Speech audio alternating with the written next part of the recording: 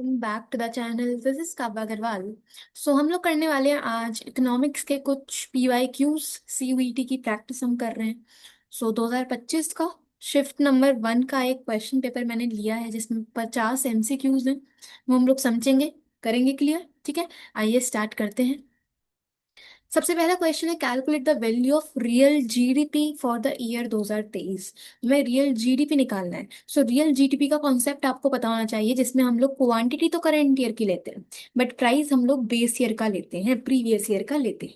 ठीक है, सो 2023 में क्वांटिटी थी 200 यूनिट्स। ठीक है, और प्राइस हम लेंगे पिछले साल का 2022 को हम बेस ईयर कंसीडर करेंगे। प्राइस था 10 रुपए। सो 200 × 10 दैट इज 2000। ठीक है, 2000 हमारा real GDP. 2000। Option number 2 is the correct answer. ठीक है, देन इसके बाद नेक्स्ट है, arrange the steps involve in preparation of the government budget. तो गवर्नमेंट बजट प्रिपेयर करने में जो स्टेप्स होते हैं उनको आपको अरेंज करना है। So as per the options, सबसे पहले preparation of budget by the ministry of finance. सबसे पहले ministry of finance budget prepare करेगी, तो पहले तो आएगा बी। ठीक है, इसके बाद इसको अप्रूव किया जाएगा बाय द कैबिनेट, तो D. Then discussion and approval by the parliament, इसके बाद पार्लियामेंट अप्रूव करेगा बजट को, तो ऑप्शन ए। और लास्ट में गवर्नमेंट इंप्लीमेंट करेगी इस बजट को, तो ऑप्शन नंबर सी। ठीक है, BDAC, this is the correct sequence, तो ऑप्शन नंबर 2। ठीक है, BDAC। ओके, चलो इसके बाद, the problem for whom to produce is basically concern with. तो माइक्रो का क्वेश्चन है, फॉर whom टू प्रोड्यूस की जो प्रॉब्लम है, फॉर whom टू प्रोड्यूस का मतलब है कि हम एक सोसाइटी में किस कैटेगरी ऑफ पीपल के लिए प्रोडक्शन कर रहे हैं। तो it is basically concern with distribution of output in the society. ठीक है, आउटपुट को हम कैसे डिवाइड करेंगे, किसको हम देंगे आउटपुट, डिस्ट्रीब्यूट कैसे करेंगे, उससे रिलेटेड है फॉर whom टू प्रोड्यूस, तो ऑप्शन नंबर 3। ठीक है, ऑप्शन नंबर 3।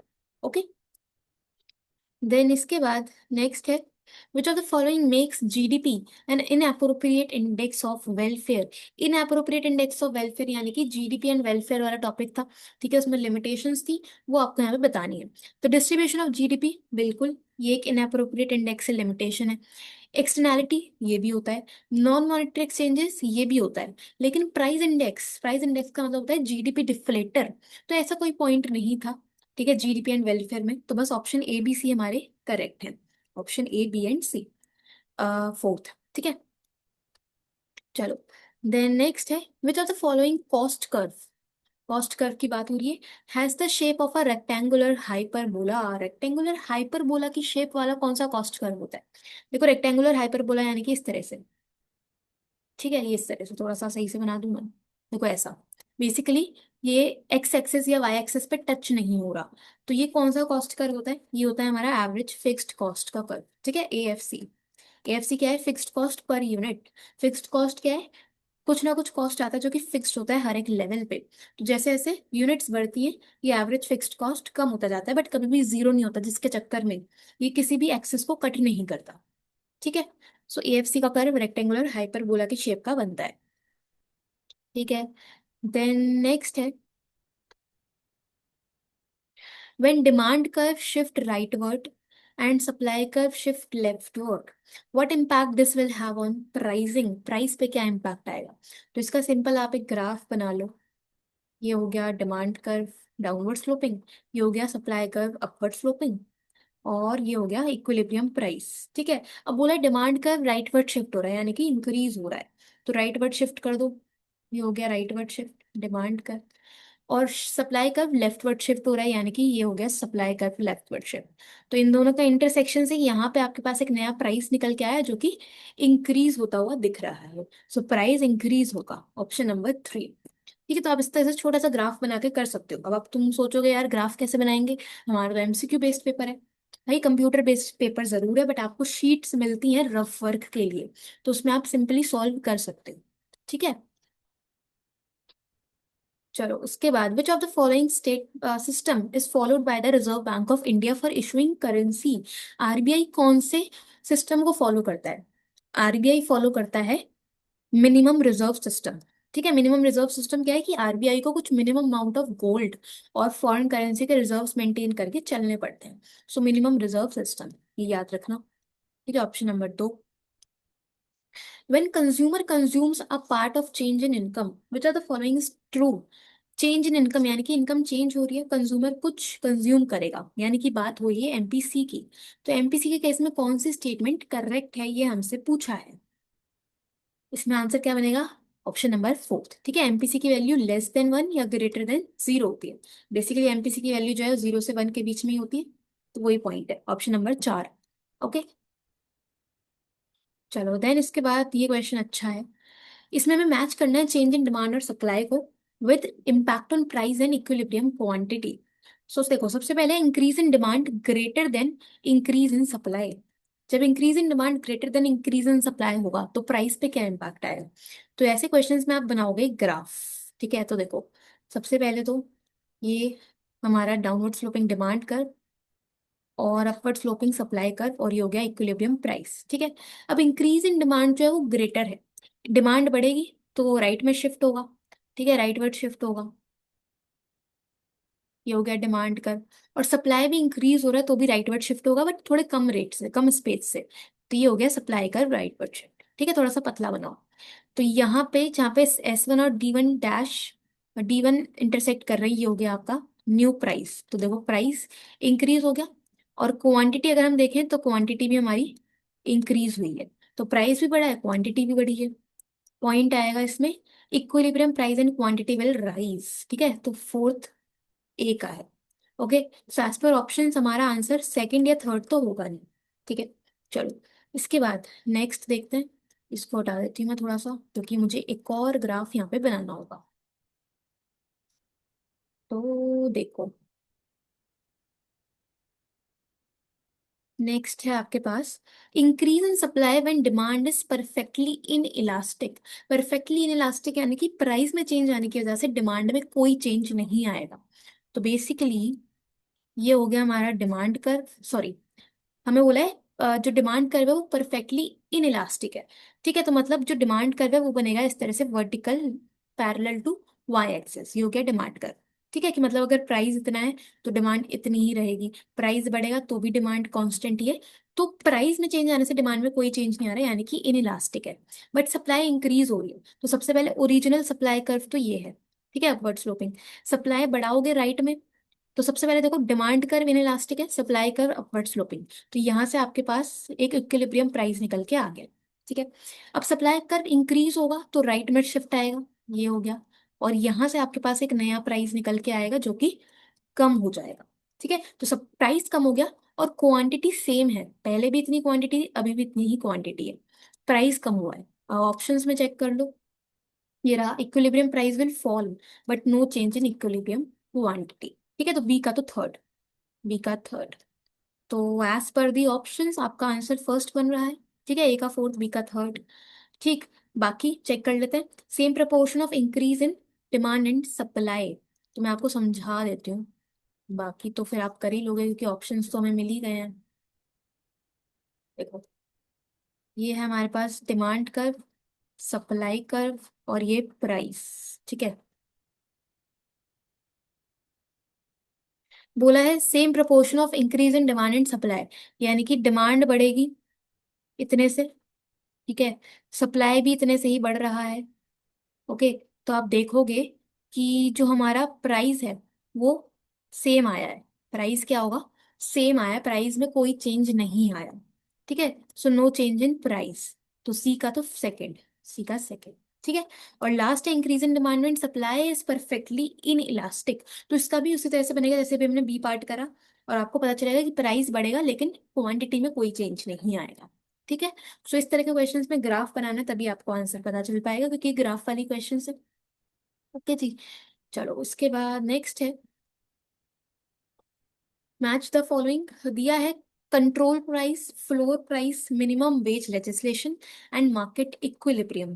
तो इनमें से सबसे सिंपल है मार्केट इक्विलिब्रियम। मार्केट इक्विलिब्रियम क्या है कि जब demand and supply curve intersect. ठीक है, तो डी का तो फोर्थ आएगा, डी का फोर्थ आएगा, यानी कि ऑप्शन फोर्थ तो आंसर होगा नहीं। ठीक, ओके, इसके बाद मिनिमम वेज लेजिस्लेशन क्या है? मिनिमम वेज लेजिस्लेशन है fixed by the government for the labourers. Labourers के लिए गवर्नमेंट ने एक मिनिमम वेज सेट कर दिया। तो सी का तो सेकंड, सी का सेकंड। ठीक है, सी का सेकंड। तो ऑप्शन फर्स्ट भी नहीं आएगा आंसर में। ठीक है जी, फ्लोर प्राइस और कंट्रोल प्राइस। फ्लोर प्राइस क्या है? फ्लोर प्राइस प्रोड्यूसर्स के लिए सेट किया जाता है अबव द इक्विलिब्रियम प्राइस। ठीक है, तो it is set above the equilibrium price, this is floor price. तो ऑप्शन बी का थर्ड। और बचा आपके पास ए का फर्स्ट। ठीक है, ए का फर्स्ट, बी का थर्ड। तो ऑप्शन सेकेंड हमारा आंसर बनेगा। ठीक है, इसका एक्सप्लेनेशन पढ़ लो। देखो, कंट्रोल प्राइस में लिखा है, it is a price cap which is set by the government below the equilibrium price to protect consumers. Consumers को प्रोटेक्ट करने के लिए गवर्नमेंट एक प्राइस फिक्स कर देती है इक्विलिब्रियम से नीचे। ठीक है, और फ्लोर प्राइस क्या है? जो कि इक्विलिब्रियम के ऊपर सेट किया जाता है टू प्रोटेक्ट प्रोड्यूसर्स, कि मिनिमम इतने प्राइस पे प्रोड्यूसर अपने गुड्स बेच सकते हैं। ठीक है, तो it is the minimum price, floor price. Minimum wage legislation क्या है? फ्लोर प्राइस है जो कि गवर्नमेंट फिक्स करती है लेबरर्स के लिए, ताकि उनको मिनिमम इनकम रिसीव हो पाए। और मार्केट इक्विलिब्रियम यानी कि जब क्वांटिटी डिमांडेड क्वांटिटी सप्लाइड के इक्वल हो जाए, तो उसे हम मार्केट इक्विलिब्रियम बोलेंगे। ठीक है, ओके। चलो, इसके बाद नेक्स्ट है, in an economy total savings are 2000 crore and ratio of APS and APC is 2:7। Calculate the level of income. तो देखो, APS is to APC given है 2:7। ठीक है, तो यानी कि एपीएस होगा 2/9। कैसा है? डिनोमिनेटर में आप दोनों को ऐड कर दो, और एपीसी होगा 7/9। ठीक है, टू पहले है तो ये 2 एपीएस का न्यूमरेटर में आएगा, 7 बाद में है तो एपीसी में ऊपर आएगा 7, नीचे आएगा दोनों का सम। ठीक है, तो एपीएस आ गया, एपीसी आ गया। सेविंग्स गिवन है आपको 2000, हमें निकालना है इनकम। तो इनकम बहुत ही सिंपल, हमें पता है एपीएस होता है S/Y। एपीएस की वैल्यू है 2/9, एस है 2000, वाई हमें निकालना है। तो ये आएगा क्रॉस मल्टीप्लाई करके 2y equal to 18,000। So y equal to 9,000। ठीक है, 9,000 हमारा आंसर, तो ऑप्शन नंबर थर्ड। ठीक, ओके। देन नेक्स्ट है, तो दिया है quantitative instruments of monetary policy focus on. Quantitative instrument समझते हो, जिसमें हम repo rate, bank rate, reverse repo rate और एलआरआर, ओपन मार्केट ऑपरेशंस, इन सब चीजों की बात करते हैं। तो it focuses on overall supply of money. ठीक है, मनी सप्लाई के बारे में बात होती है इसमें। तो एक तो बी ऑप्शन सही है। Credit creation capacity of commercial banks, बिल्कुल। कमर्शियल बैंक्स कितना क्रेडिट क्रिएट कर पा रहे हैं वो डिपेंड करता है रेशो पे, रिजर्व रेशो पे, जो कि क्वांटिटेटिव इंस्ट्रूमेंट का ही पार्ट है। तो ये भी आएगा। इन्फ्लेशनरी एंड डिफ्लेशनरी गैप पे भी फोकस करता है, इनको कैसे हम कंट्रोल कर सकते हैं with the help of quantitative instruments, बिल्कुल। And quantity of money across selected sectors, quantity of money across selected sectors, तो ये इसमें नहीं आएगा। तो बस आपका ऑप्शन बी, सी और डी यहाँ पे करेक्ट बनेगा, ऑप्शन नंबर 4। ठीक है, ऑप्शन नंबर 4। ठीक है, तो देखो, यही लिखा है सब इसमें। ठीक, देन है downward movement along the demand curve is caused by. Downward movement along the demand curve, downward movement क्या होता है? कि मान लीजिए, हमें पता है कि हम यूनिट्स लेते हैं एक्स एक्सिस पे। तो अगर अगर प्राइस पहले इतना था और डिमांड थी इतनी, ठीक है, क्वांटिटी, तो इसको आप ज्वाइन कर लो। ठीक है जी, ये हो गया। अब हमने प्राइस कम कर दिया यहाँ पे P1, तो क्वांटिटी बढ़ जाएगी क्योंकि इनवर्स रिलेशन होता है। ठीक है, और यहाँ से आप बना दो इस तरह से कर्व, तो ये देखो डाउनवर्ड स्लोपिंग दिख रहा है, डाउनवर्ड मूवमेंट होती है। तो डाउनवर्ड मूवमेंट कब हुई? जब हमारी क्वांटिटी बढ़ी। और क्वांटिटी बढ़ी क्यों? क्योंकि गिवन गुड का प्राइस कम हो गया इसीलिए। तो मूवमेंट की बात करते हैं जब हम गिवन कमोडिटी के प्राइस की बात कर रहे होते हैं। ठीक है, सो fall in price of the given commodity is the answer. जब गिवन कमोडिटी का प्राइस कम होगा तो डिमांड बढ़ेगी, जिससे मूवमेंट कैसी होती है? डाउनवर्ड होती है। ठीक है, मूवमेंट की जब हम बात करते हैं तो हम गिवन गुड की प्राइस के बारे में ही बात करते हैं। ओके, चलो इसके बाद, at the equilibrium point where when C is 100 plus 0.5y and I investment given है 200, savings will be, savings कितनी होगी? देखो, इक्विलिब्रियम की बात है। इक्विलिब्रियम पे एस आई अप्रोच होता है जहाँ पे एस और आई इक्वल होते हैं। तो अगर इन्वेस्टमेंट 200 है तो सेविंग्स भी 200 ही होंगी, बेसिक चीज है। तो 200, ऑप्शन नंबर 3, खत्म बात। ठीक है, चलो इसके बाद, arrange the stages of price determination in a perfect competition market. Perfect competition market में हम प्राइस को डिटरमाइन कैसे करते हैं, उसको हमें अरेंज करना है। तो सबसे पहले तो हम एस्टिमेट करेंगे मार्केट डिमांड एंड सप्लाई। ठीक है, सबसे पहले मार्केट डिमांड और सप्लाई का एस्टिमेट करो, तो ऑप्शन ए। ठीक। इसके बाद डिमांड और सप्लाई के थ्रू इक्विलिब्रियम प्राइस एस्टैब्लिश होगा, तो ऑप्शन सी। ठीक है। Then firm adjust production to maximise profit, फिर फर्म प्राइस को देखते हुए प्रॉफिट को मैक्सिमाइज करने के लिए प्रोडक्शन एडजस्ट करती है। और बी, प्रॉफिट होगा जिसको देख के अट्रैक्ट होंगी नई firms, short term profit attracts new firms और नई फर्म्स मार्केट में एंटर करेंगी। तो A C B D, option first. ठीक है, option first. Okay. Then next है, which of the following transaction is not included in national income. कौन सा पॉइंट नेशनल इनकम में काउंट नहीं होगा। Brokerage for facilitating sale of old car, ये तो होगा, ब्रोकरेज सर्विसेज के बदले मिलता है। Interest paid by production units to household, अगर प्रोडक्शन यूनिट्स इंटरेस्ट पे कर रही हैं तो ये भी काउंट होगा। Payment of GST by firms to the government, GST pay किया जा रहा है तो यार जीएसटी हमारा टैक्स है जो कि ट्रांसफर पेमेंट में आता है। ठीक है, तो जीएसटी को हम लोग काउंट नहीं करेंगे, तो option third is the right answer. ठीक है। ओके जी। बाकी interest paid by banks on deposits bye individuals, ये तो काउंट होता है, इंटरेस्ट इनकम ऑपरेटिंग सरप्लस, तो ऑप्शन थर्ड हमारा नहीं आएगा नेशनल इनकम में। ठीक है जी। चलो, देन नेक्स्ट है, at zero level of output if total cost is 20, what will be the value of average fixed cost at the sixth level of output। तो तुम्हारी यहाँ से देखो यादें ताजा होंगी माइक्रो इकोनॉमिक्स की। जीरो लेवल ऑफ आउटपुट पे मतलब जब कुछ भी प्रोडक्शन नहीं हुआ, टोटल कॉस्ट है 20 रुपए, तो भाई जब कुछ प्रोडक्शन ही नहीं हुआ तो वेरिएबल कॉस्ट तो आएगा नहीं, है ना। हमें पता है जो टोटल कॉस्ट है ना, वो फिक्स्ड कॉस्ट और वेरिएबल कॉस्ट को टोटल करके निकलता है। तो जब आउटपुट ही जीरो है तो वेरिएबल कॉस्ट तो कुछ नहीं आया, क्योंकि वेरिएबल कॉस्ट तो डिपेंड करता है आउटपुट पे। यानी कि जो 20 रुपीज हैं ये पूरे के पूरे फिक्स्ड कॉस्ट के ही हैं। तो आपको फिक्स्ड कॉस्ट पता चल गई 20 रुपए, फिक्स्ड कॉस्ट कितनी आ गई 20 रुपीज। और सिंपल चीज है कि फिक्स्ड कॉस्ट डिपेंड नहीं करती आउटपुट लेवल पे, चाहे आउटपुट बढ़ता जाएगा फिक्स्ड कॉस्ट कांस्टेंट रहेगी 20 रुपीज की। ठीक है। हमें बताना है average fixed cost at the six level of output. तो एवरेज फिक्स्ड कॉस्ट एएफसी होता है total fixed cost upon output. ठीक है, टोटल फिक्स्ड कॉस्ट है 20, लेवल ऑफ आउटपुट है सिक्स, तो 20/6, ये आएगा आपके पास 3.33, ऑप्शन नंबर थर्ड। ठीक है, ऑप्शन नंबर थर्ड। ओके जी। ठीक। चलो, देन नेक्स्ट है, match the following, GDP at constant price, constant price यानी कि रियल जीडीपी। ठीक है, so it increase only when there is increase in the quantum of output in the economy. तो GDP at constant price तभी बढ़ेगा जब output बढ़ेगा। बिल्कुल, ए का तो सेकंड, ए का सेकंड, तो ऑप्शन नंबर फर्स्ट और ऑप्शन नंबर थर्ड तो आंसर बनेगा नहीं। जीडीपी एट करंट प्राइस को ही हम बोलते हैं नॉमिनल जीडीपी, तो बी का फर्स्ट, बी का फर्स्ट।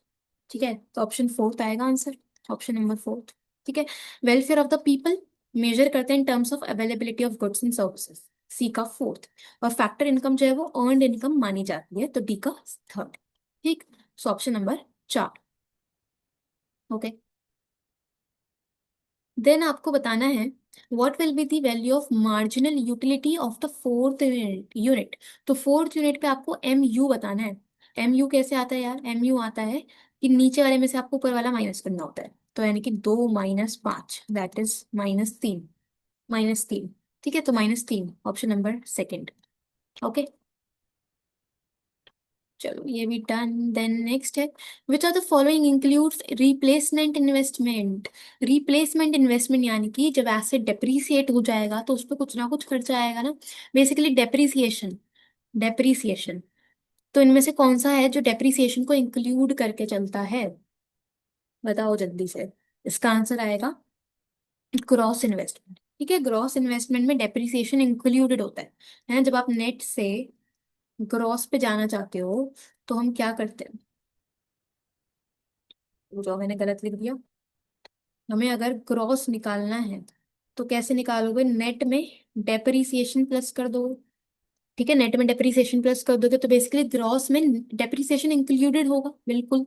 तो ग्रॉस इन्वेस्टमेंट में रिप्लेसमेंट इन्वेस्टमेंट इंक्लूडेड होता है। ओके। ठीक है। चलो, देन नेक्स्ट है electronic transfer of money in terms of credit और debit entries of the account holders in the banks is called as. जब हम अकाउंट होल्डर्स के अकाउंट्स में मनी इलेक्ट्रॉनिकली ट्रांसफर करते हैं तो उसे हम बोलेंगे, इसको हम बोलेंगे ई बैंकिंग। ठीक है, ई बैंकिंग। ओके, चलो इसके बाद आगे है। तो देखो, लिखा है instead of outright sale of securities, instead of outright sale of securities, the central bank may sell securities through an agreement which has a specification about the date and price at which it will be repurchased। तो basically एक agreement है जिसके through जो central bank है वो securities को cell करता है। उसमें सब लिखा होता है उस अग्रीमेंट में कि किस डेट पे किस प्राइस पे उन सिक्योरिटीज को रीपरचेज किया जाएगा बाय द सेंट्रल बैंक। ठीक है, सो बेसिकली ये आरबीआई है और ये हमारा कमर्शियल बैंक है। तो आरबीआई सिक्योरिटी सेल कर रहा है। ठीक है, this type of agreement is called, इस अग्रीमेंट को हम बोलते क्या हैं? तो इस टाइप के अग्रीमेंट को हम बोलेंगे रिवर्स रीपरचेज अग्रीमेंट। ठीक है, रिवर्स रीपरचेज अग्रीमेंट।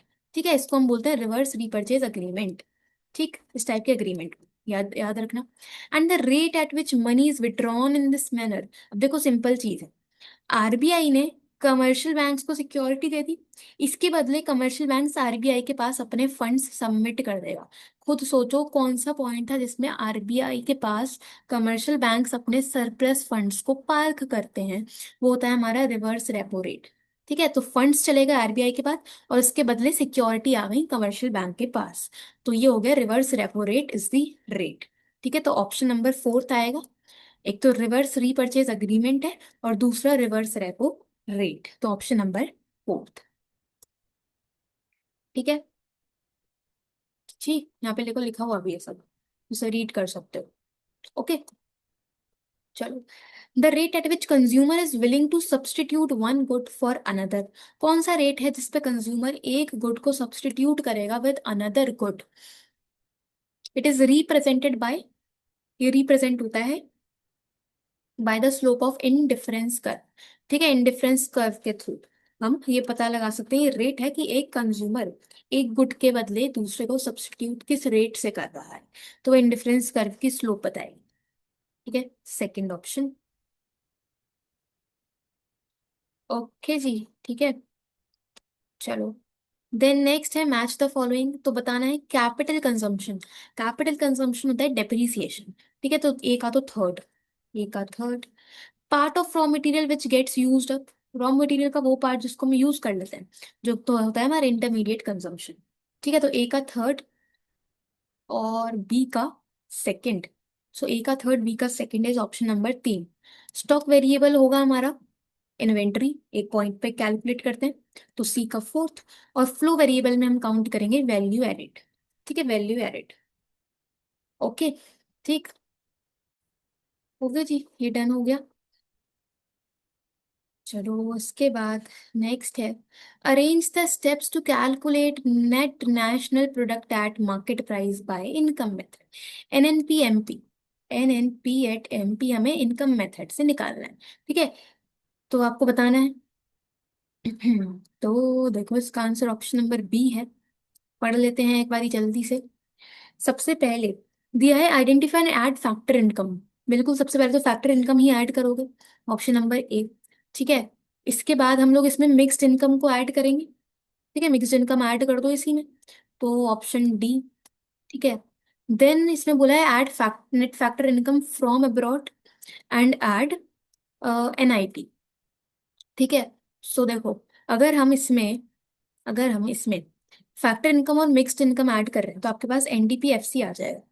ठीक है, हम इसमें एनआईटी अगर ऐड कर देंगे एनआईटी, तो आपके पास एनडीपी एट एमपी आ जाएगा। राइट, हमें चाहिए एनएनपी एट एमपी, तो उसमें हम लोग net factor income from abroad को प्लस करेंगे, एनएफआई। तो आपके पास आएगा NNP at FC, NNP at MP. ठीक है, तो ऑर्डर समझ गए, पहले ए फिर डी फिर सी और फिर B, A D C B. ठीक है, option number two, A D C B. Right. ठीक है। चलो इसके बाद मैच द फॉलोइंग बताना है हमें। Primary deposit, secondary deposit, currency deposit ratio और फिएट मनी। तो चेक कर लेते हैं। सबसे पहले प्राइमरी डिपॉजिट्स कौन से होते हैं? प्राइमरी डिपॉजिट्स होते हैं initial deposits with commercial banks. तो बी का तो फर्स्ट। ठीक है, बी का फर्स्ट, तो ऑप्शन फर्स्ट और ऑप्शन फोर्थ आंसर नहीं होगा। ठीक है। सेकेंडरी डिपॉजिट्स क्या होते हैं? सेकेंडरी डिपॉजिट्स होंगे demand deposits which come back to commercial banks through lending process. बिल्कुल, कमर्शियल बैंक लेंड करेंगे तो जो डिमांड डिपॉजिट्स क्रिएट हो रहे हैं वो सेकेंडरी होते हैं। तो ए का तो फोर्थ। ठीक है, ए का फोर्थ, तो ऑप्शन नंबर टू आंसर आएगा। ठीक है। सी क्या है? Currency deposit ratio. Currency deposit ratio, the ratio of money held by the public in currency to that held at deposits in commercial banks। ठीक है, तो सी का तो सेकंड, कि करेंसी कितनी होल्ड कर रहे हैं पब्लिक और डिपॉजिट्स कितने हैं कमर्शियल बैंक के पास, उसका रेशियो। एंड फिएट मनी होता है नो इंट्रिंसिक वैल्यू। तो डी का थर्ड। ठीक है, ये हो गया आपका आंसर, ऑप्शन नंबर टू। चलो देन नेक्स्ट है, हमें बताना है arrange the following steps in commercial bank के क्रेडिट क्रिएशन के प्रोसेस में। सो देखो, क्रेडिट क्रिएशन प्रोसेस है, दिया है commercial bank lends the excess reserves to the borrowers, the borrowers deposit the loaned money in the bank, the bank keeps a proportion of lent deposit money as reserve and initial deposit is made in the commercial bank. तो सबसे पहले तो initial deposits आएंगे, सबसे पहले initial deposits आएंगे, तो option number D सबसे पहले आएगा। तो आपका ऑप्शन नंबर वन और टू तो आंसर होंगे नहीं। ठीक है। देन इसके बाद आप देखो, the bank keeps a proportion of lent deposit money as reserve. ठीक है, जो भी इनिशियल डिपॉजिट आते हैं उसमें से कुछ तो रिजर्व बनाया जाता है, तो ऑप्शन सी आएगा। ठीक है। देन है borrower deposit the loan amount in the bank. बिल्कुल, जो आपने लोन दिया होता है वो वापस से बैंक में ही आ जाता है। ठीक है, सो ऑप्शन नंबर बी। और commercial bank lends the excess reserves to the borrowers, और लेंड कर देता है जो एक्सेसिव रिजर्व्स हैं उनको बोरोअर्स को ही लेंड कर देगा। तो लास्ट में आएगा ए। तो D C B A option number third answer बनेगा, ऑप्शन नंबर तीन। ठीक है। ओके जी, समझ गए इतनी चीजें हैं। ठीक। चलो, एक्सेस रिजर्व का देखो यहाँ पे मतलब भी लिखा है, आप यहाँ पे पढ़ लो एक बारी चाहे तो। पहले तो डी है कि इनिशियल डिपॉजिट सबसे पहले बनेंगे। सेकंड सी आएगा कि जो प्रोपोर्शन है, the bank keeps a proportion of lent deposit as reserve. ठीक है, आप कुछ अमाउंट रिजर्व बना के चलते हो रिजर्व रेशियो के थ्रू। फिर उसके बाद बोरोअर्स जो है वो लोन अमाउंट को डिपॉजिट कर देंगे बैंक में, क्योंकि एक ही यूनिट है पूरे ही बैंकिंग सिस्टम में जिसको हम बैंक कंसिडर कर रहे हैं। और लास्ट में कमर्शियल बैंक लेंड करेंगे excessive reserves to the borrowers. मतलब क्या है कि रिजर्व्स बनाने के बाद जितना पैसा बच गया वो बोरोअर्स को ही लेंड कर दिया जाएगा। ठीक है। चलो, identify the flow variable from the following. Flow variable हमें बताना है। अब देखो ये जो क्वेश्चन है ये बोर्ड्स में भी आया हुआ है, हमने किया था एमसीक्यूज में। फ्लो वेरिएबल आपको बताना है, दिया है हमें इन्वेस्टमेंट एज ऑन 31 मार्च, एक डेट पे इन्वेस्टमेंट गिवन है तो ये तो स्टॉक होगा। बैंक बैलेंस गिवन है, ये भी स्टॉक होता है। Distance between Punjab and Haryana ये भी कांस्टेंट रहेगा, चेंज नहीं होता डिस्टेंस, तो ये भी स्टॉक है। बट एनुअल एक्सपेंडिचर खर्चे की बात हो रही है, तो it is a flow concept. Option number one is the right answer. ठीक है। देन नेक्स्ट है level of planned output coincides with planned expenditure. Planned output का मतलब एएस, कोइंसाइड्स मतलब इंटरसेक्ट करेंगे विद प्लान्ड एक्सपेंडिचर यानी कि एडी। कब करेंगे? कब एस एएस और एडी इंटरसेक्ट करेंगे, कोइंसाइड करेंगे? तो ये जो है ना ये इक्वल है। ठीक है, एडी इक्वल टू एएस। तो कोइंसाइड करते हैं जब एडी और एएस इक्वल हो, तब दोनों इक्वल होंगे तो कोइंसाइड करेगा, इंटरसेक्ट करेगा। ठीक है, तो option number one. Then next है, which of the following are the features of perfect competitive market. Perfect competitive market के फीचर्स बताने हैं। तो सबसे पहले तो देखो इसमें है आपके पास, सो अगर हम बात करें परफेक्ट कॉम्पिटिशन मार्केट की, तो उसमें देखो सबसे पहले तो फ्री एंट्री एंड एग्जिट होता है फर्म्स का। ठीक है, कोई भी फर्म आ सकती है, कोई भी फर्म छोड़ के जा सकती है। तो ए तो सही है। ह्यूज सेलिंग कॉस्ट होती है क्या? नहीं। परफेक्ट कंपटीशन मार्केट में देखो बहुत सारे बायर्स होते हैं, बहुत सारे सेलर्स होते हैं जो कि होमोजीनियस प्रोडक्ट्स में डील कर रहे होते हैं। तो सेलिंग कॉस्ट इसमें आती ही नहीं है, क्योंकि सब लोग सेम सामान बेच रहे हैं, तो सेलिंग कॉस्ट की जरूरत ही नहीं है ना। आप क्यों एडवर्टीजमेंट पे खर्चा करोगे जब सब लोग सेम ही चीजें बेच रहे हैं? तो कॉस्ट वाला पॉइंट तो इसमें आएगा नहीं। परफेक्टली इलास्टिक डिमांड कर्व होता है। इलास्टिक यानी कि प्राइस हल्का सा भी अगर आपने बढ़ाया तो डिमांड में बहुत चेंज आ जाएगा। बिल्कुल, क्योंकि बराबर वाला जो पर्सन है वो भी सेम माल बेच रहा है, तो अगर मैंने प्राइस बढ़ा भी दिया तो भाई मेरी तो डिमांड गिर जाएगी। ठीक है, तो ये सी भी सही है। परफेक्ट मार्केट नॉलेज होती है अबाउट बेसिकली बायर्स को मार्केट के बारे में परफेक्ट नॉलेज होती है क्या? बिल्कुल। तो ऑप्शन ए, सी और डी करेक्ट है। Option number 3। ठीक है। देन नेक्स्ट है, economics is the science of wealth. बताइए, economics is the science of wealth, ये स्टेटमेंट किसने दी है? ये स्टेटमेंट दी है एडम स्मिथ ने। Adam Smith. ठीक है, science of wealth is economics, Adam Smith. ठीक है। देन नेक्स्ट है, in an economy the aggregate demand function is given by AD equal to 80 plus 0.75 y। What will be the value of investment multiplier? Investment multiplier आपको बताना है कि कितना आएगा। ठीक है। सो देखो, ये जो 0.75 है ना, एडी आपको गिवन है 80 प्लस 0.75 y, तो ये 0.75 है हमारा सी, सॉरी एमपीसी 0.75। ठीक है। और एमपीएस होगा 0.25। ठीक है, मल्टीप्लायर का फॉर्मूला होता है 1/MPS। So 1/0.25 is 4 times. तो आंसर आएगा 4, ऑप्शन नंबर 4। ठीक। ओके, देन नेक्स्ट है, revenue deficit in the government budget can be managed through. Revenue deficit है, रेवेन्यू एक्सपेंडिचर ज्यादा है रेवेन्यू रिसीट्स के कंपैरेटिवली, तो उस केस में हम लोग या तो आरबीआई से बोरो करेंगे, ठीक है, या डिसइन्वेस्टमेंट करेंगे। ठीक है। Borrowings from general public, yes, ठीक है, हम लोग पब्लिक से बोरो करेंगे। ठीक है। सब्सिडी इंक्रीज नहीं कर सकते, क्योंकि अगर सब्सिडी इंक्रीज करेंगे तो सब्सिडी तो गवर्नमेंट का खर्चा है, खर्चा बढ़ जाएगा तो और डेफिसिट बढ़ जाएगा। तो ऑप्शन ए, बी और डी करेक्ट है।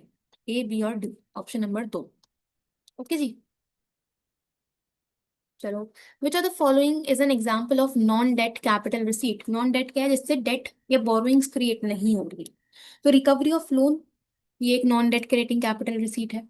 ठीक है। Financial aid from MNC for victims, आपको फाइनेंशियल एड अगर मिली है तो ये कैपिटल रिसीट का पार्ट नहीं है। बोरोइंग्स अगर आप कर रहे हो तो जो डेट क्रिएटिंग है ये भी नहीं। डिविडेंड पे किया जा रहा है ये भी नहीं। तो बस option number 1 is the capital receipt जिससे कोई भी डेट क्रिएट नहीं हो रहा। तो ऑप्शन नंबर 1। ठीक है। देन नेक्स्ट है, when marginal productivity starts decreasing but remains positive, total productivity is. तो जब मार्जिनल प्रोडक्ट एमपी कम होता जा रहा है लेकिन पॉजिटिव है, तो टोटल प्रोडक्ट टीपी कैसा होगा? तो टीपी होता है हमारा increase at diminishing rate. TP increase होता हुआ दिखेगा एट अ डिमिनिशिंग रेट। ठीक है। और एमपी डिक्रीज होता जाएगा लेकिन पॉजिटिव रहेगा। तो ऑप्शन नंबर 4, ऑप्शन नंबर 4। ठीक है। अब इनका आपको देखो कॉन्सेप्ट्स बताने चाहिए। अगर आपको नहीं पता है 11th का माइक्रो इकोनॉमिक्स, तो यूट्यूब पर सर्च करके कोई भी वन शॉट देखो और तरीके से उसे समझ। ठीक है। चलो, इसके बाद नेक्स्ट है, expenditure on the purchase of capital goods. आप कैपिटल गुड्स परचेज कर रहे हो, उस पर खर्चा करोगे, तो ये होता है हमारा inventory investment, fix investment, gross investment या जीडीसीएफ। तो कैपिटल गुड पे अगर आप इन्वेस्ट कर रहे हो तो ये होता है हमारा fixed investment, option number 2, fixed investment. ठीक है जी।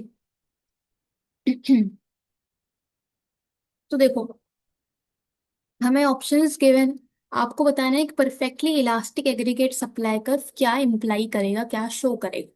सो परफेक्टली इलास्टिक का मतलब क्या है कि प्राइस अगर हल्का सा भी चेंज होगा तो सप्लाई में एक बहुत बड़ा चेंज आएगा। तो इसलिए जो परफेक्टली इलास्टिक एएस कर्व है वो हमारा बनता है इस तरह से, हॉरिजॉन्टल लाइन। ठीक है, कि बेसिकली प्राइस में बहुत ही हल्का सा चेंज आने से भी सप्लाई ऊपर नीचे हो सकती है, तो एक हॉरिजॉन्टल ये लाइन बनती है। ठीक है। सो बेसिकली एक परफेक्टली इलास्टिक एएस शो करता है कि there is unemployment of resources, जो रिसोर्सेज है वो प्रॉपरली यूज ही नहीं हुई है, फुल यूटिलाइजेशन हुआ ही नहीं है ना, तभी तो कि फर्म जो है वो प्राइस कम या ज्यादा किए बिना सप्लाई बढ़ा सकती है। तो रिसोर्सेज अनएम्प्लॉयड है, बहुत सारी आइडल रिसोर्सेज हैं, दिस इज अनएम्प्लॉयमेंट। ठीक है, तो ऑप्शन बी। एक्सेस कैपेसिटी है इकोनॉमी में, प्रोडक्शन करने की, आउटपुट बढ़ाने की एक्सेसिव कैपेसिटी है, तो ये भी सही है। And AD is less in the economy, demand कम है, इसी के चक्कर में तो इतनी ज्यादा रिसोर्सेज आइडल पड़ी है जिसकी वजह से सप्लाई बढ़ रहा है। तो हमारा AD is less than in the economy, ये भी करेक्ट है। ठीक है, फुलर यूटिलाइजेशन नहीं हो रहा है रिसोर्सेज का, रिसोर्सेज आइडल हैं जिसके चक्कर में परफेक्टली इलास्टिक बना है। तो बस ऑप्शन ए नहीं आएगा, बाकी बी सी और डी हमारे करेक्ट हैं। बी सी और डी, ऑप्शन नंबर सेकंड। ठीक है, देन इसके बाद arrange the following steps in the correct sequence to explain the working of multiplier. तो वर्किंग ऑफ मल्टीप्लायर हमें बताना है। तो देखो, सबसे पहले तो मल्टीप्लायर के केस में इन्वेस्टमेंट इंक्रीज होगा, ठीक है, डेल्टा आई। सबसे पहले तो बी आएगा, ऑप्शन नंबर बी। तो ऑप्शन सेकंड तो आंसर होगा नहीं। ठीक है, देन इसके बाद जब इन्वेस्टमेंट बढ़ेगी तो आपका एग्रीगेट डिमांड राइज होगा हर एक राउंड में, एडी बढ़ेगा, तो ऑप्शन सी। एडी बढ़ेगा तो उससे एडिशनल इनकम जनरेट होगी, ऑप्शन डी। और लास्ट में कंजम्पशन और इनकम भी इंक्रीज होती हुई दिखेगी, तो ऑप्शन नंबर ए। ठीक है, B C D A, B C D A, option number fourth. ठीक है, वो यही लिखा है इसमें सब, राइट। चलो इसके बाद, when utility is measured in quantitative terms it is dash of consumer equilibrium. जब हम यूटिलिटी को मेजर करते हैं क्वांटिटेटिव टर्म्स में तो उसे हम बोलते हैं कार्डिनल अप्रोच। ठीक है, कार्डिनल अप्रोच में हम लोग मेजर करते हैं क्वांटिटेटिव टर्म्स में, बट ऑर्डिनल अप्रोच में हम रैंक्स के थ्रू करते हैं। ठीक है, सो कार्डिनल। ओके, देन नेक्स्ट है, what will be the elasticity of demand of a commodity when its price rises by 20% and quantity demand falls from 125 to 75 unit. तो देखो, इलास्टिसिटी ऑफ डिमांड का formula लगाएंगे। ET होता है percentage change in demand upon percentage change in price. ठीक है, percentage change in price बताया 20%, 20%। और परसेंटेज चेंज इन डिमांड आप निकाल सकते हो कि फॉल हुआ है 125 से 75। तो ओल्ड है 125, न्यू है 75। तो परसेंटेज चेंज कैसे आता है, आप इनको माइनस कर दो, ये आएगा आपके पास 125 माइनस 75, दैट इज 50। और अपॉन में डालो बेस ओल्ड 125 इंटू 100।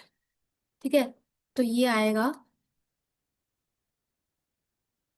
ये कितना आएगा, 125 अपॉन 50 कितना होता है यार, मैथ्स ही बिगड़ गई है मेरी तो यार। 50 अपॉन 125 इंटू 100, ये आएगा आपके पास 40%। 40% का चेंज इन क्वांटिटी डिमांड है। ठीक है, तो 40% यहाँ पे, तो 40 अपॉन 20 इज दो, दो का ईडी आ गया, इलास्टिसिटी ऑफ डिमांड। ठीक है, ओके। देन आपके पास केस स्टडी है, हमें आंसर करने हैं कुछ क्वेश्चंस। तो मैक्रो इकोनॉमिक वेरिएबल्स हैं, दिया हुआ है आकृति manufacturing company produces flower vases, the cost of production for 100 वास includes rent of rupees 10,000। Rent है 10,000 रुपए का। ठीक है, रेंट आपका फिक्स्ड कॉस्ट होता है। सैलरी फॉर परमानेंट स्टाफ है, परमानेंट स्टाफ की सैलरी भी फिक्स्ड होती है 10,000, तो ये भी फिक्स्ड कॉस्ट हो गया। कॉस्ट ऑफ लेबर है 12,000, यानी कि वेरिएबल कॉस्ट 12,000। रॉ मटेरियल का कॉस्ट 18,000। ठीक है, सो यहाँ से आपको फिक्स्ड कॉस्ट पता चल गई, एक तो रेंट और दूसरा सैलरी। तो रेंट था 10,000, सैलरी है 10,000, तो 20,000 का तो फिक्स्ड कॉस्ट है। और वेरिएबल कॉस्ट है 12,000 का मटेरियल, 12,000 का लेबर, और 18,000 का रॉ मटेरियल, यानी कि 30,000 का वेरिएबल कॉस्ट। ठीक है, due to increase demand of vases the company plans to increase production to 200 base. ठीक है, तो पहले प्रोडक्शन हो रहा था 100 का, अब होगा 200 का। वेरिएबल कॉस्ट आपको गिवन है पर यूनिट 300, और fixed cost given, fixed cost does not change, तो आपको पर यूनिट वेरिएबल कॉस्ट दिया है 300। ठीक है जी, हमें निकालना क्या है, हमें निकालना है calculate total cost of production for producing 100 units. अगर आपको 100 यूनिट्स प्रोड्यूस करने हैं तो उस पर टोटल कितना खर्चा आएगा। सो बहुत ही सिंपल है, देखो हमने यहाँ पे ऑलरेडी निकाल दिया, आपको कॉस्ट ऑफ प्रोडक्शन 100 का ही तो गिवन है, 100 का ही गिवन है ना भाई। 20,000 का फिक्स्ड कॉस्ट है, 30,000 का वेरिएबल कॉस्ट है। सबको हमने टोटल करा, ये तो 50,000 बन गया। बस पहले पार्ट का तो आंसर मिल गया तुम्हें, 50,000। यही तो पूछा है आपको क्वेश्चन में, गिवन है डायरेक्टली टोटल कॉस्ट 50,000। ठीक है, चलो। इसके बाद अगला क्वेश्चन इसी से रिलेटेड है, सेम केस स्टडी है। क्वेश्चन है, what will be the average variable cost for producing 200 units. अगर आपको 200 यूनिट्स प्रोड्यूस करना है तो उस पे एवीसी कितना है। सबसे पहले देखो, हमें टोटल वेरिएबल कॉस्ट गिवन है। टोटल वेरिएबल कॉस्ट हमने अभी ऊपर भी निकाला। एक तो लेबर का खर्चा, दूसरा रॉ मटेरियल, तो 18,000 और 12,000, यानी कि 30,000 का टोटल वेरिएबल कॉस्ट आ गया। ये था 100 यूनिट्स के लिए। ठीक है। सो अगर आपको वेरिएबल कॉस्ट पर यूनिट निकालना है तो वो 300 गिवन है। ठीक है, 300 हमें गिवन है, राइट। ओके। ठीक है, तो समझे पॉइंट क्या है। देखो टोटल वेरिएबल कॉस्ट आपका 30,000 का बन रहा है। फिर से बता देती हूँ मैं यहीं पे, वो क्या रहा है ये। देखो टोटल कॉस्ट, जो टोटल वेरिएबल कॉस्ट है वो आपका 30,000 बना। ये 30,000 है फॉर 100 यूनिट्स। ठीक है, तो 100 यूनिट्स पे 30,000 का अगर वेरिएबल कॉस्ट आया है, so total variable cost 200 units पे कितना आएगा। पहले तो टोटल निकाल लो भाई। 100 यूनिट्स पे अगर 30,000 का खर्चा है तो 200 यूनिट्स पे कितना आएगा, 60,000 का खर्चा। जस्ट डबल है ना। हमें एवरेज निकालना है, यानी कि पर यूनिट निकालना है। तो पर यूनिट कैसे आएगा, एवरेज वेरिएबल कॉस्ट आएगा total variable cost upon quantity. Total है 60,000 और अपॉन में डालो 200, तो ये आपका 300 रुपये पर यूनिट वही रहता है, 300। Option number second. ठीक है। देन नेक्स्ट है, what is the total variable cost for producing 200 वैसेस। 200 units produce करने में टोटल वेरिएबल कॉस्ट कितना आएगा। अभी ऊपर निकाला ना, टोटल वेरिएबल कॉस्ट 200 यूनिट्स का निकला 60,000, है ना। अगर 100 पे 30,000 है तो 200 पे 60,000 होगा। सिंपल चीज, option number third. Okay. Then next है, what is the fixed cost for producing 200 units. तो फिक्स्ड कॉस्ट कितना आएगा 200 यूनिट्स पे। तो देखो हमें 100 पे गिवन था, एक तो 10,000 और एक 10,000 रेंट और स्टाफ की सैलरी। 20,000 का फिक्स्ड कॉस्ट गिवन था। अभी जो फिक्स्ड कॉस्ट की खासियत है वो ये है कि चाहे आप यूनिट्स कितनी ही बढ़ा लो, फिक्स्ड कॉस्ट कांस्टेंट रहता है। तो 100 पे अगर 20,000 था तो 200 पे भी 20,000 ही रहेगा। Option number second, 20,000। ठीक है। अच्छा, इसके बाद एक और है इसी से related. If the production is increase to 300, what will happen to fixed cost per unit. अगर हम प्रोडक्शन 100 से बढ़ा के 300 कर दें तो फिक्स्ड कॉस्ट पर यूनिट यानी कि एएफसी कैसा होगा। सो देखो, जब भी आप यूनिट्स बढ़ाते हो, फिक्स्ड कॉस्ट जो है टोटल फिक्स्ड कॉस्ट वो तो कांस्टेंट रहता है ना। कि मान लीजिए अगर 100 यूनिट्स पे फिक्स्ड कॉस्ट 20,000 था, तो अगर 300 यूनिट्स भी होंगी तो भी फिक्स्ड कॉस्ट 20,000 ही होगा। ये क्या है, टोटल फिक्स्ड कॉस्ट। अगर आपको पर यूनिट निकालना है यानी कि एवरेज फिक्स्ड कॉस्ट, तो वो कैसे निकालोगे, टोटल अपॉन यूनिट्स। तो 20,000 अपॉन 100 करोगे तो 200, 20,000 अपॉन 300 करोगे तो ये आपके पास कितना आएगा, ये आएगा 200 अपॉन 3, जो कि आएगा कुछ 66.6। तो बेसिकली एवरेज फिक्स्ड कॉस्ट कम हो गई ना। यूनिट्स अगर बढ़ रही हैं तो उस केस में एवरेज फिक्स्ड कॉस्ट कम हो जाती है। तो एवरेज फिक्स्ड कॉस्ट आपका कम हो जाएगा, it will decrease, fixed cost will decrease. ठीक है, ऑप्शन नंबर 4, राइट। अच्छा, इसके बाद दूसरा केस है बैलेंस ऑफ पेमेंट का। तो इस पे बेस्ड कुछ क्वेश्चन है मेरे को दिया है। बेसिक बेसिक चीजें इसमें बैलेंस ऑफ पेमेंट से रिलेटेड। सीधा क्वेश्चन पढ़ते हैं। दिया है, what is the role of official reserve account. Official reserve account क्या होते हैं, जो आरबीआई के पास रिजर्व्स होते हैं जिसके थ्रू हम लोग बीओपी को बैलेंस कर सकते हैं। तो उसका रोल होता है to stabilize the currency and manage BOP imbalance. Currency stable करने के लिए और बीओपी में इम्बैलेंसेस को खत्म करने के लिए हम रिजर्व अकाउंट को यूज करते हैं। ठीक है, option number third. Then next है, इसी से रिलेटेड है। What could persistent current account deficit lead to। persistent current account deficit से क्या होगा, करंट अकाउंट में अगर डेफिसिट है तो उसका क्या इम्पैक्ट आएगा। देखो अगर करंट अकाउंट में डेफिसिट है ना, तो उस केस में हम डिपेंड हो जाएंगे फॉरेन बोरोइंग्स पे। डेफिसिट को खत्म करने के लिए हम लोग कैपिटल अकाउंट में बोरोइंग्स करेंगे। तो ऑप्शन नंबर थर्ड। ठीक है, बाकी ऑप्शंस गलत है, क्योंकि अगर डेफिसिट है तो हमारी करेंसी एप्रिशिएट नहीं डेप्रिसिएट होती है, हमारे रिजर्व्स इंक्रीज नहीं डिक्रीज होंगे। ठीक है, इंपोर्ट हम कराएंगे तो हमें रिजर्व ज्यादा चाहिए होंगे। ट्रेड सरप्लस नहीं ट्रेड डेफिसिट में जाएगा। ठीक है, ओके, तो ऑप्शन नंबर थर्ड राइट। चलो इसके बाद नेक्स्ट है, what does the BOP record? Balance of payment में हम रिकॉर्ड क्या करते हैं? Transactions within a country? नहीं। Transactions between two countries? नहीं। Economic transactions between residents of a country and rest of the world? Yes.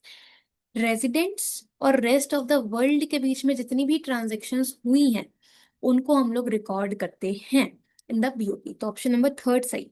ठीक है, fourth भी गलत है, option third is the right answer. ठीक है, देन नेक्स्ट है, what does capital account of BOP record? Capital account क्या record करता है?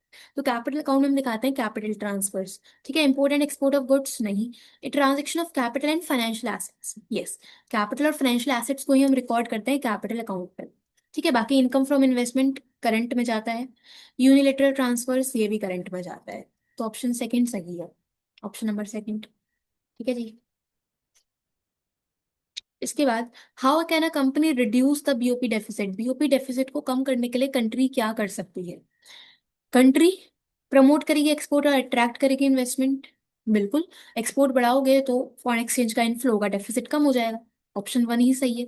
ठीक है, बाकी इंक्रीजिंग इम्पोर्ट, अगर आप इम्पोर्ट बढ़ाओगे तो फॉरेन एक्सचेंज का आउटफ्लो होगा, तो और डेफिसिट बढ़ जाएगा। तो ये तो नहीं है। Stopping trade with other countries, countries के संग ट्रेड ही छोड़ दोगे तो भाई बीओपी तो फिर ऐसे ही रह जाएगा ना, तो ये भी नहीं। और डोमेस्टिक बोरोइंग्स अगर बढ़ाओगे तो उस केस में भी डेफिसिट आपका रिड्यूस नहीं होगा। ठीक है, तो हमें एक्सपोर्ट्स को प्रमोट करना है, ऑप्शन नंबर फर्स्ट। ठीक है, बस खत्म हो गए। राइट, तो हम लोगों ने टोटल 50 एमसीक्यूज करे, जो कि आपके लास्ट ईयर सीयूईटी का एक सेट था, ये एक पेपर था, एक शिफ्ट का एग्जाम था जो हमने पूरा करा। और कंपैरेटिवली आप अगर आप देखो बिजनेस स्टडीज और अकाउंट्स के कंपैरिजन में, तो इकोनॉमिक्स का पेपर आपको थोड़ा सा लगा होगा कि यार इसके क्वेश्चंस थोड़े टिपिकल थे, बिकॉज माइक्रो इकोनॉमिक्स के भी क्वेश्चन थे जो आपने अभी 11th में पढ़ी थी, है ना, तो एक साल हो गया, तो उसको रिवाइज करने में टाइम लगता है। बट मैंने कोशिश करी चीज़ों को समझाने की, किसी क्वेश्चन में अगर डाउट रह गया हो तो आप मुझसे कमेंट्स में पूछ लेना। ठीक है, मैं वहाँ पे क्लियर कर दूंगी। बाकी मिलते हैं और कुछ क्वेश्चंस के साथ, बहुत सारे क्वेश्चंस अभी हमें करने ही हैं आगे, तो उनमें मिलेंगे। ठीक है, चलो, all the best, thank you so much.